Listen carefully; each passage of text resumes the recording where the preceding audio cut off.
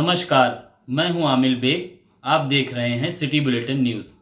पेश हैं आज के प्रमुख समाचार। भारतीय किसान यूनियन की राष्ट्रीय कार्यकारिणी के निर्देशानुसार भारतीय किसान यूनियन जनपद अयोध्या के कार्यकर्ता पदाधिकारी गांधी पार्क सिविल लाइन में इकट्ठा होकर आज पंचायत किए और जिला अधिकारी के माध्यम से राष्ट्रपति को 5 सूत्रीय ज्ञापन भेजा।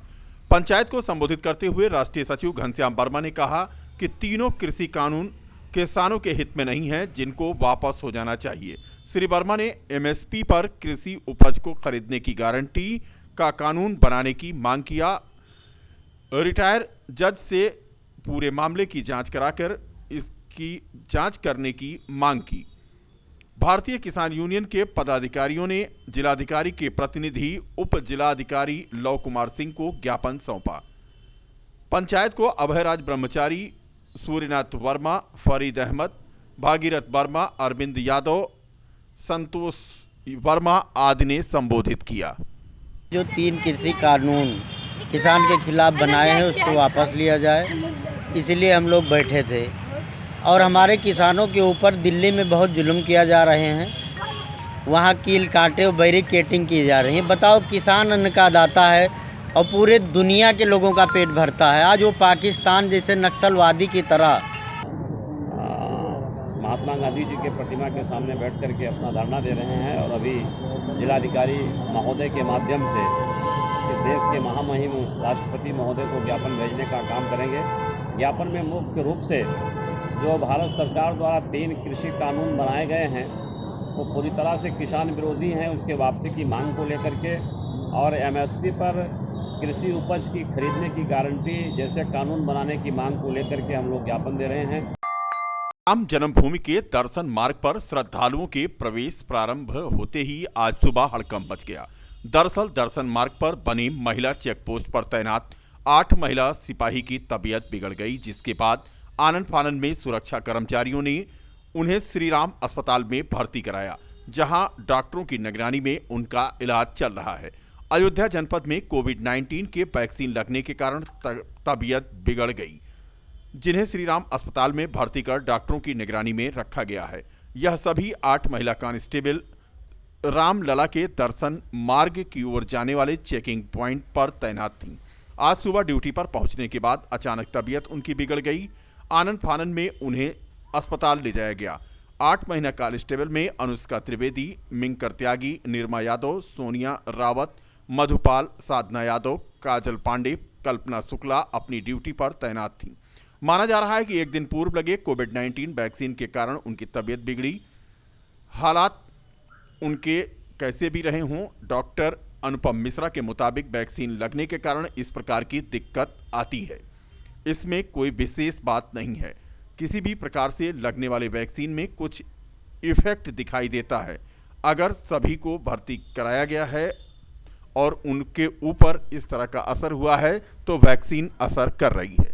मिश्रा श्री राम हॉस्पिटल अयोध्या से बोल रहा हूँ। कल सामान्य वैक्सीनेशन प्रोग्राम में कोविड फ्रंट वॉरियर्स को वैक्सीनेशन हुआ है और उसमें से 7-8 लोगों की संख्या है जिनको उसकी वजह से सामान्य रिएक्शन हुए, सामान्य बुखार आया, थोड़ा सा शरीर में दर्द था, पिंडलियों में दर्द था।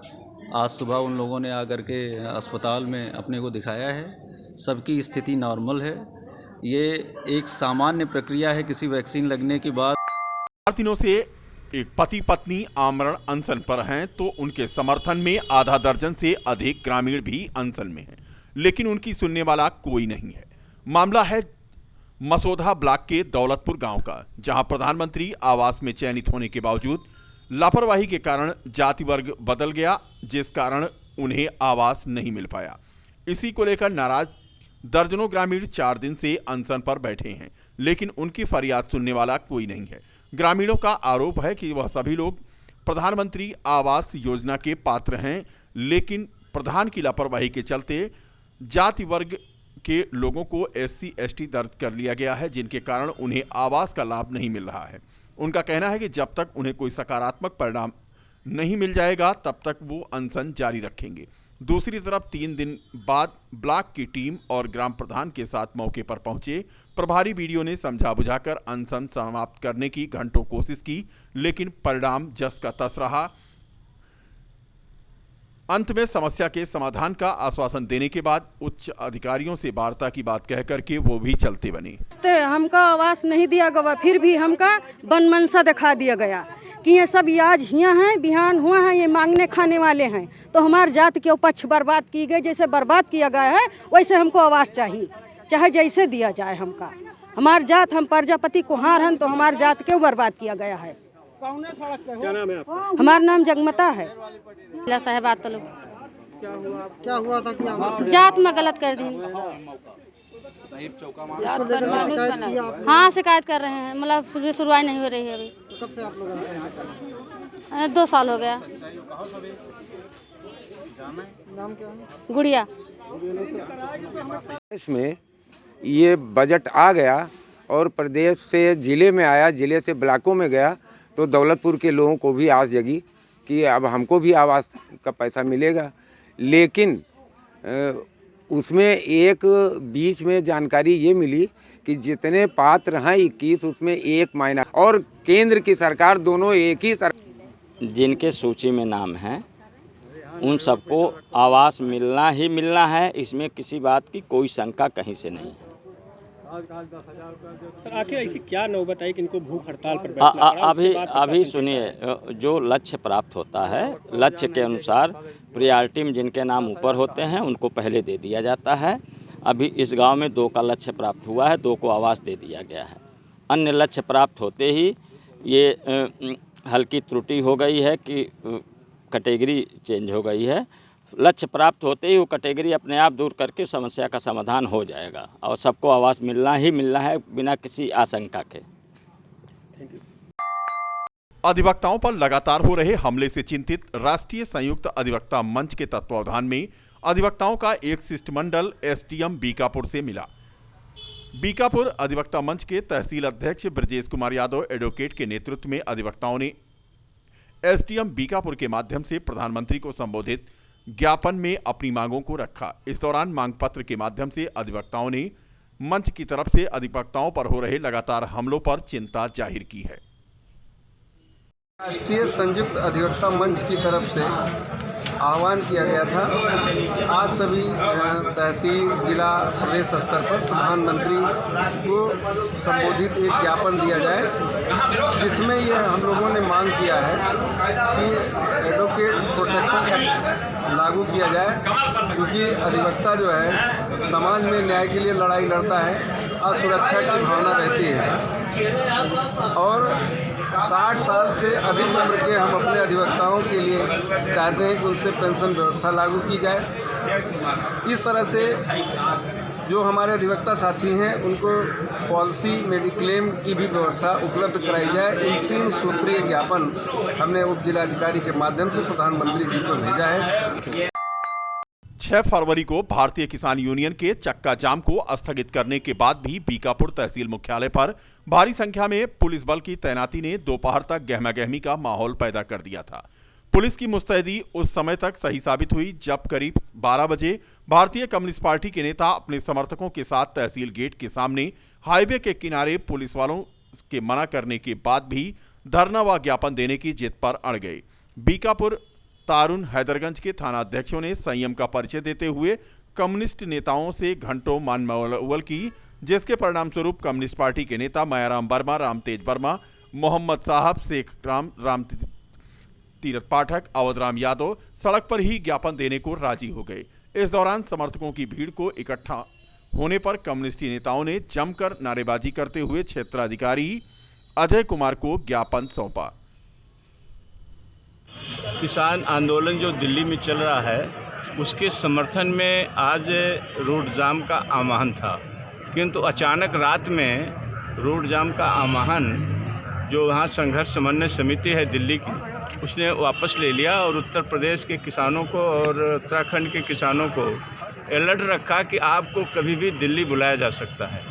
किंतु हमने जो अपील की थी, समन्वय समिति के लोगों ने जो अपील की थी, सारे लोग किसान यहाँ मौजूद हो गए थे।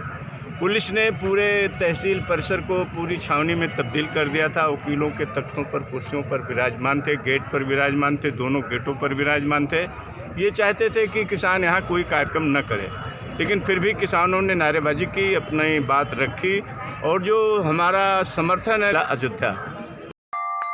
जिले की तारुन पुलिस के कार्यप्रणाली को लेकर के नाराज तारुन क्षेत्र के नसरतपुर के 1 दर्जन से अधिक ग्रामीण आज जिलाधिकारी अनुज कुमार झा से शिकायत करने पहुंचे। थानाध्यक्ष तारुन दुर्गा प्रसाद शुक्ला पर कई गंभीर आरोप ग्रामीणों ने लगाए। ग्रामीणों का कहना था कि नवीन पर्ती की जमीन पर पुलिस की सय से कुछ दबंग लोग कब्जा कर रहे हैं। बार बार पुलिस को सूचना देने के बाद भी पुलिस मौके पर नहीं पहुंची। बाद में सीओ के कहने पर पुलिस पहुंची तो कोई कार्रवाई नहीं किया। फिलहाल पूरी बात सुनने के बाद जिलाधिकारी अनुज कुमार झा ने थानाध्यक्ष तारुन दुर्गा प्रसाद शुक्ला से बात की और उनको स्पष्ट लहजे में कहा कि किसी भी जमीन पर, चाहे वो ग्राम समाज की हो, अवैध कब्जा नहीं होना चाहिए, अन्यथा कड़ी कार्रवाई की जाएगी। फिलहाल जिलाधिकारी के आश्वासन के बाद ग्रामीण वापस लौट गए। नसरतपुर ग्राम सभा का मामला था, तारुन थाना क्षेत्र के अंतर्गत आता है और हमारे घर के सामने एक दबंग महिला जो है गिमटी रखना चाहती है। वहीं पे हमारा सामान रखा हुआ था, बालू ईंटा जो है, हमारा नया घर का निर्माण हो रहा था, उसी सामान रखा था, उसी को लोग कल सुबह से फेंकने लगे। इस संबंध में हमने एसओ से कई बार फ़ोन किया, सीयूजी पर फ़ोन किया, पहले तो 2 घंटे फ़ोन नहीं उठा। 100 नंबर पे फ़ोन किया, 100 नंबर वाले आए, कहे कि इस पर आप स्टे लेके आइए तभी हम कुछ करेंगे नहीं। उन्होंने नहीं रोका। फिर जब सीओ साहब से बात हुई तब 2 घंटे बाद 2 पुलिस आए और उन्होंने जो है दिल्ली में चल रहे किसान आंदोलन और जिले के श्रमिकों की समस्याओं को लेकर चल रहे बेमियादी धरने के समर्थन में वाम दलों द्वारा तहसील सदर के तिकोनिया पार्क में खेत मजदूर यूनियन के जिला मंत्री बीपत राम की अध्यक्षता और जिलाध्यक्ष अखिलेश चतुर्वेदी के संचालन में 1 दिवसीय धरना आयोजित किया गया। वक्ताओं ने कहा कि कोरोना काल में देश की अर्थव्यवस्था को किसानों ने अपनी कड़ी मेहनत से संभाले रखा, लेकिन आज किसान बदहाल है। धरने को खेत मजदूर यूनियन के संरक्षक अशोक कुमार तिवारी, अतीक अहमद, रामजी राम यादव, शैलेंद्र सिंह, अजय शर्मा, यशोदानंदन आदि ने संबोधित किया। मांग ये है कि खेत मजदूर यूनियन का एक कार्यकर्ता है, ये मेड़ई के पुरवा थाना पुरा कलंदर, कुछ दबंग उसकी ज़मीन को हथियाने के लिए तमाम उसका विवाद, ज़मीन का विवाद भी चल रहा पहले से, जो दीवानी न्यायालय में चल रहा है, लेकिन उन ज़मीन को हथियाने के लिए कुछ लोगों ने इनके घर में घुस के इनके ऊपर हमला किया, इनके बच्चों में हमला किया, इनकी पत्नी और इनकी लड़की के साथ अश्लील हरकतें की। और जब इन्होंने सीओ को फ़ोन किया, कल उन श्रमिकों के खाते में उसका भुगतान किया जाए। क्या नाम, क्या पद? अशोक कुमार तिवारी, संरक्षक खेत मजदूर यूनियन फैजाबाद।